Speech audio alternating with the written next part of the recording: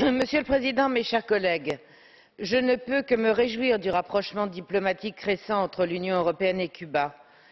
Les politiques d'embargo et d'isolement des pays considérés comme des adversaires ou des ennemis ont toujours montré leur inefficacité, voire leur nocivité.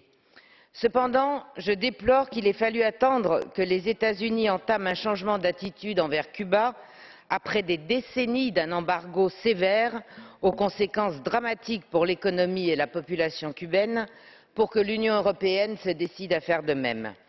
Comment ensuite prétendre que l'Union a une politique extérieure indépendante alors qu'elle ne se comporte, encore une fois, que comme le vassal des États-Unis? Enfin, je souhaite que ce réchauffement diplomatique ne se fasse pas au détriment de l'honnêteté et de la vérité. Depuis son arrivée au pouvoir en 2008, Raúl Castro a assoupli légèrement le joug du régime communiste sur la population.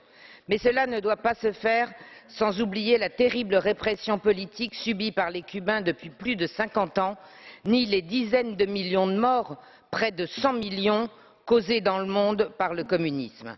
Ce monde meilleur dont parlait tout à l'heure un de mes collègues du PPE, je crois, nous l'espérons tous.